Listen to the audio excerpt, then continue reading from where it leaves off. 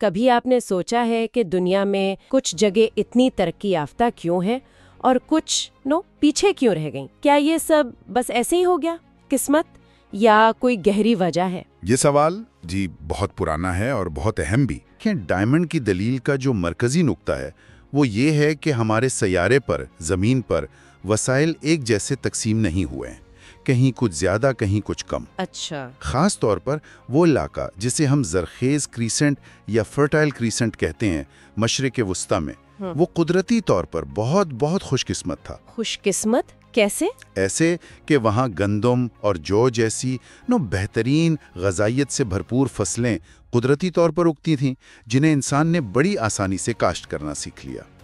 اوہ اچھا، یعنی کھانے پینے کا انتظام پہلے ہو گیا؟ بالکل، اور صرف فصلیں نہیں، وہاں گائے، بھیڑ، بکری، گھوڑے، یہ سب بڑے جانور بھی موجود تھے جنہیں پالتو بنایا جا سکتا تھا۔ یہ پورا پیکج، یعنی بہترین فصلیں اور پالتو بنائے جانے والے بڑے جانور، یہ دنیا میں کہیں اور ایک ساتھ اس طرح دستیاب نہیں تھا۔ اچھا، تو یہ زرخیز کریسنٹ تو پھر جیسے کوئی قدرتی لاٹری جیت گیا۔ ہاں، ایک لحاظ سے آپ کہہ سکتی ہیں، بالکل۔ ان بنیادی فوائد کی وجہ سے کیا ہوا کہ وہاں زراعت نے سب سے پہلے کہنا چاہیے جڑ پکڑی۔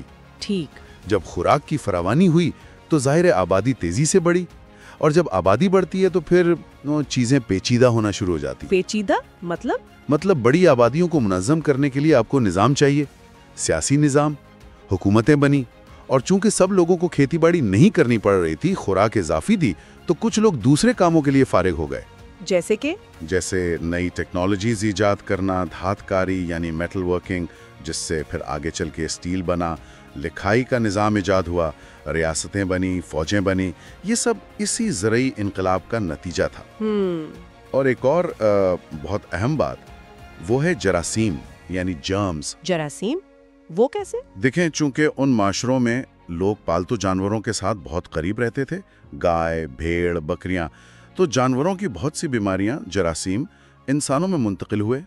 شروع میں تو بہت سے لوگ مرے ہوں گے، لیکن وقت کے ساتھ ان معاشروں میں ان بیماریوں کے خلاف ایک اجتماعی مدافعت، امیونٹی پیدا ہو گئی۔ اوہ، یہ تو میں نے سوچا ہی نہیں۔ جی، اور یہ مدافعت بعد میں جب یہ لوگ دوسرے علاقوں میں گئے، جیسے امریکہ یا آسٹریلیا، تو وہاں کے مقامی لوگوں کے لیے یہ جراثیم، جن سے وہ پہلے کبھی متاثر نہیں ہوئے تھے، وہ انتہائی مہلک ثابت ہوئے۔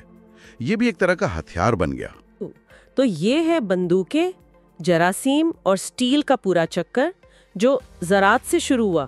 یہ تو بہت منطقی لگ رہا ہے، لیکن جو ہمارے ذرائع ہیں وہ یہ سوال بھی اٹھاتے ہیں کہ کیا یہ تصویر مکمل ہے؟ کیا یہ جو وسائل کی غیر مساوی تقسیم ہے اور پھر اس سے جو طاقت کا فرق پیدا ہوا، کیا یہ صرف قدرتی عوامل کا ہی نتیجہ ہے، یا پھر انسانوں نے اپنے فیصلوں سے، اپنے نظاموں سے، اپنی پالیسیوں سے ان ابتدائی فرق کو وقت کے ساتھ اور زیادہ گہرا نہیں کر دیا اور زیادہ پیچیدہ نہیں بنا دیا؟ بالکل، یہیں پر آ کر بحث جو ہے وہ زیادہ دلچسپ اور پیچیدہ ہو جاتی ہے۔ دیکھیں، جغرافیہ نے بلا شبہ ایک بہت طاقتور، ایک بہت مضبوط نقطۂ آغاز فراہم کیا، اس میں کوئی شک نہیں۔ جی۔ ڈائمنڈ کا ایک اور اہم مشاہدہ ہے جو اس سے جڑا ہے، وہ یہ کہ یوریشیا کا جو بر اعظم ہے، یعنی یورپ اور ایشیا ملا کر، وہ زیادہ تر مشرق سے مغرب کی طرف پھیلا ہوا ہے لمبائی میں۔ ہاں، ہے تو صحیح۔ اب اس کا فائدہ کیا ہے؟ فائدہ یہ ہے کہ ایک ہی عرض بلد یعنی لیٹیٹیوڈ پر موسم اور دن کی لمبائی کم و بیش ایک جیسی رہتی ہے۔ تو اگر کوئی فصل یا کوئی پالتو جانور ایک جگہ کامیاب ہے تو وہ ہزاروں میل دور تک مشرق یا مغرب میں آسانی سے پھیل سکتا ہے، کیونکہ ماحول ملتا جلتا ہے۔ اچھا، یہ بات ہے۔ اس کے مقابلے میں امریکہ اور افریقہ کو دیکھیں، وہ زیادہ تر شمال سے جنوب کی طرف پھیلے ہوئے ہیں لمبائی میں۔ ٹھیک۔ اب شمال سے جنوب جاتے ہوئے موسم بہت تیزی سے بدلتا ہے، صحرا آ جاتے ہیں، جنگل آ جاتے ہیں، پہاڑ آ جاتے ہیں، تو فصلوں اور جانوروں کا اس طرح پھیلنا بہت سست اور مشکل تھا۔ یہ جغرافیائی فرق ڈائمنڈ کے مطابق ترقی کی رفتار پر بہت گہرا اثر انداز ہوا۔ یعنی جغرافیہ نے ایک طرح سے رفتار متعین کر دی شروع میں؟ ابتدائی رفتار، جی ہاں، بالکل۔ لیکن جیسا آپ نے کہا، کہانی یہاں پر ختم نہیں ہوتی۔ ذرائع اس سوال کو بھی بہت اہمیت دیتے ہیں کہ کیا جو قومیں، جو معاشرے ایک بار پیچھے رہ گئے، वो हमेशा पीछे ही रहेंगे? ये अहम सवाल है। ज्योग्राफिया एक बुनियाद फराहम करता है, एक स्टेज सेट करता है, मगर उस स्टेज पर जो ड्रामा खेला जाता है वो बड़ी हद तक इंसानी फैसलों, इंसानी आमाल का नतीजा होता है। मसलन आलमी तिजारत के उसूल कौन बनाता है? बैनुल अक़वामी ताल्लुकात कैसे बनते बिगड़ते हैं? नौआबादियाती निज़ाम यानी कॉलोनियलिज्म, इसने दुनिया भर में वसाइल की तकसीम पर क्या असरात डाले? ये सब तो इंसानी फैसले थे, इंसानी निज़ाम थे। सही। जैसा कि ज़राए में पाकिस्तान जैसी रियासतों का जिक्र आता है, अब उनकी जो मौजूदा सूरत हाल है वो सिर्फ हज़ारों साल पुराने जोग्राफियाई अवामिल का नतीजा तो नहीं है।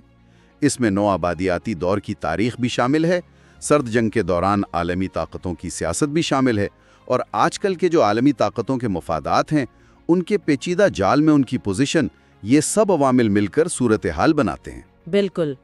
यहाँ हम सिर्फ ज़राए में बयान करदा मिसाल दे रहे हैं, इस पर कोई तबसरा या तज्जिया नहीं कर रहे। तो खुलासा ये निकला कि ये कोई सादा सी बात नहीं कि बस जोग्राफिया ज़िम्मेदार है या सिर्फ इंसान। ये एक बहुत ही पेचीदा किस्म का रक़्स है, एक तामुल है जहाँ कुदरती माहौल और इंसानी फ़ैसले, इंसानी इरादा एक दूसरे पर मुसलसल असर डाल रहे हैं। जी बिल्कुल, ये एक दूसरे से जुड़े हुए हैं। डायमंड के नज़रियात हमें ये समझने में ज़बरदस्त मदद देते हैं कि दुनिया माजी में इस नहज पर क्यों पहुंची। वो तारीख की बड़ी तस्वीर को, तवील मुद्दती रुझानात को समझने में मददगार हैं। लेकिन क्या ये मुस्तकबिल की पेशगोई भी करते हैं?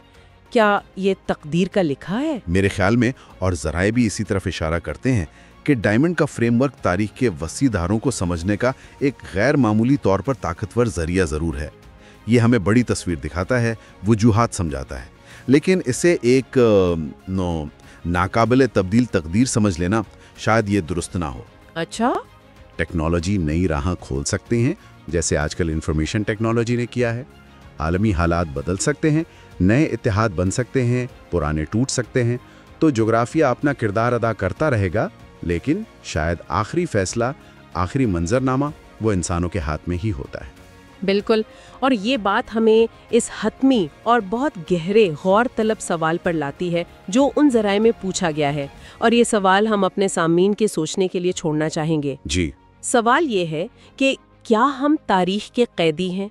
क्या हम माजी के, जोग्राफिया के, इन तमाम अवामिल के बस एक तरह से यरगमाल है, या फिर क्या हम तारीख के मुसन्निफ बन सकते हैं?